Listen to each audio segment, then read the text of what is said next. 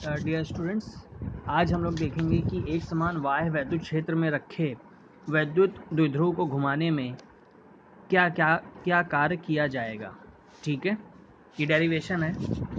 तो इसमें देखिए, इसमें क्या है कि स्टार्टिंग ये है कि ये कोई एक समान वैद्युत क्षेत्र है। ठीक है, इसमें एक विद्युत द्विध्रुव रखा हुआ है, जैसे कि एक समान वैद्युत क्षेत्र आपका ये हो गया। ठीक है, ये कोई आपका एक समान वैद्युत क्षेत्र है।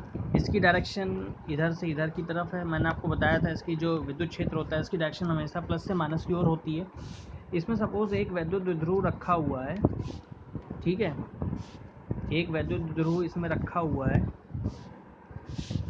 जो कि पहले जो है ये आपकी जो क्षेत्र है इससे थीटा नॉट कोण बना रहा है। ठीक है, इससे जो है वो क्षेत्र से थीटा नॉट कोण बना रहा है, ये थीटा नॉट है। ठीक है, ये फिगर में आपको क्लियर होगा। ये इसमें देख लीजिए, इसमें एक्चुअली तो सही से बन नहीं पा रहा है। तो ये थीटा नॉट कोण बना रहा है, ये थीटा नॉट कोण बना रहा है इनिशियली। ठीक, तो आप ये देखो, मैंने आपको इसके पहले वाला जो इसमें जो द्विध्रुव आघूर्ण लग रहा था मैंने आपको उसको हम बताया था कि इस वाले पर जो बल लगेगा, इस वाले पर जो बल लगेगा, मतलब जैसे कि ये आपका द्विध्रुव है। ठीक है, ये जो आपका द्विध्रुव है, तो इस वाले पर जो बल लगता है आपका, जैसे कि सपोज ये द्विध्रुव है। ठीक, और ये इलेक्ट्रिक फील्ड है, ये इलेक्ट्रिक फील्ड की डायरेक्शन है इधर से इधर। ठीक, ये इलेक्ट्रिक फील्ड है। तो इसमें एक द्विध्रुव स्थित है। ये डायरेक्शन मैंने फिर से इधर से प्लस से माइनस बना दी। ठीक, ये माइनस है। तो इसमें क्या हो रहा है, इसमें एक वैद्युत द्विध्रुव स्थित है।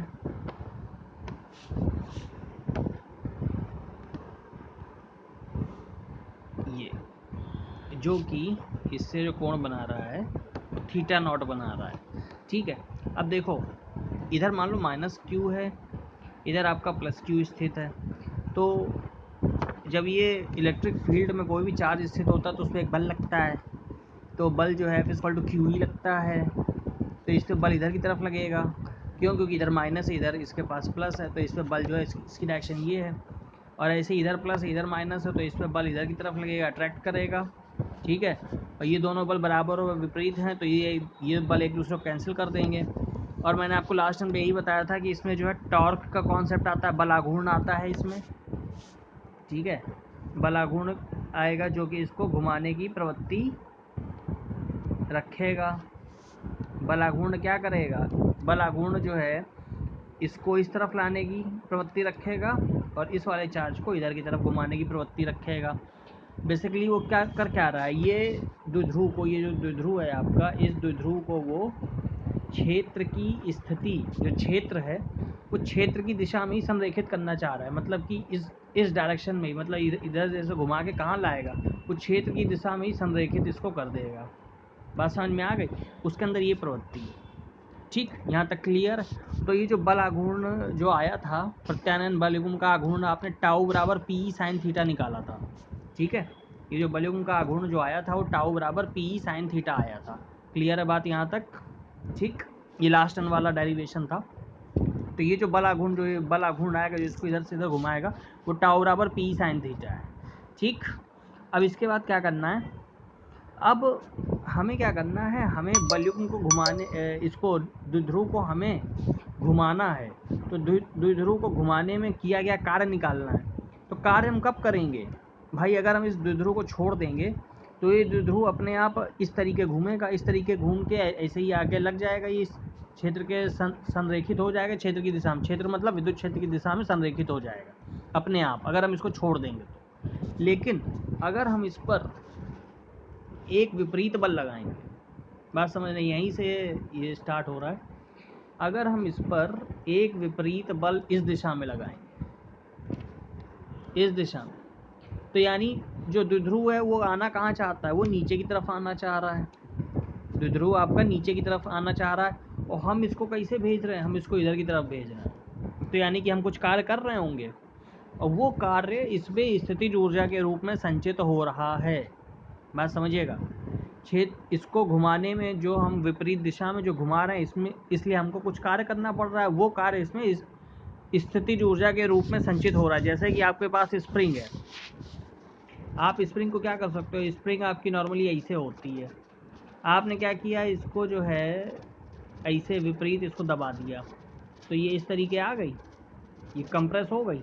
तो ये जो आपने बेसिकली इसको जो कंप्रेस किया, तो आपको इसको कंप्रेस करने में कुछ वर्क करना पड़ा, और वही वर्क इसमें क्या हुआ, स्थितिज ऊर्जा के रूप में संचित हो गया। स्थितिज ऊर्जा को U से प्रदर्शित करते हैं और वर्क को W से, तो W=U हो जाता है। ठीक है, जैसे आप स्प्रिंग को छोड़ोगे तो स्प्रिंग के पास अगर बॉल भी रख दोगे तो बॉल कोई खट से ये बाहर जो है फेंक देगी उठा के। क्यों फेंक देगी, इसके अंदर वर्क आ गया, स्थितिज ऊर्जा आ गई इसके अंदर। क्यों, क्योंकि आपने जो कार्य किया था वही कार्य इसमें स्थितिज ऊर्जा के रूप में संचित हो गया। ठीक है, ये कॉन्सेप्ट आगे अभी आएगा। तो यहाँ तक बात क्लियर हो गई। तो ये यहाँ अब हमें क्या करना है, हमें इसको घुमाना है। तो इसको घुमाने के लिए हम क्या कर रहे हैं, अब इस द्विध्रुव को हम कलर चेंज कर रहे हैं। इस द्विध्रुव को अब हमने क्या किया, इस द्विध्रुव को हमने जो है इधर की तरफ घुमाया। ठीक है, हमको क्या करना है, हमने इसको उठा के इधर की तरफ थीटा एंगल से घुमा दिया। पहले ये थीटा नॉट था, अब ये क्या हो गया, थीटा। पहले ये एंगल था थीटा नॉट, अब ये एंगल क्या हो गया, थीटा। ठीक है, मतलब हमने इसको घुमा दिया थीटा एंगल से। यहाँ तक बात समझ में आ गई। तो ये जो परिवर्तन हुआ वो कितना हुआ, डी थीटा। कितना हुआ, डी थीटा। चेंज जो हुआ वो कितना हुआ, कोणीय विस्थापन डी थीटा मान लेते हैं। पहले कोण था थीटा नॉट, अब क्या हो गया, थीटा। ठीक है, यहाँ तक बात समझ में आ रही है। अब देखो, अब बात करते हैं, अब घुमाने में विद्युत द्विध्रुव पर किया गया कार्य। तो कार्य बराबर आप जानते ही हो, कार्य बराबर क्या होता है, कार्य बराबर बल गुणा विस्थापन, W बराबर F इंटू डी, बल गुणा विस्थापन। लेकिन जब आप रोटेशन की बात करते हो, यहाँ पे रोटेशन यानी कि घूर्णन की बात आ रही है, तो जब आप घूर्णन की बात करते हो तो ये कार्य तो W ही रहेगा, और F का जो रोटेशनल एनालॉगस होता है, रोटेशनल एनालॉगस, ठीक है, मतलब इसका घूर्णन में जब इसको परिवर्तन करते हैं तो F जो रिप्लेस होता है वो टाउ से रिप्लेस होता है, और D मतलब डिस्टेंस, जो विस्थापन है वो कोणीय विस्थापन हो जाता है। ठीक है, तो W क्या हो जाएगा, टाउ इंटू डी थीटा। ठीक है, W क्या हो जाएगा, टाउ इंटू डी थीटा। तो टाउ का मान आपको पता ही है, टाउ का मान आपका P साइन थीटा है, देखो ये लिखा हुआ है। ठीक है, टाउ का मान P साइन थीटा आया था, तो W बराबर आपका हो जाएगा P साइन थीटा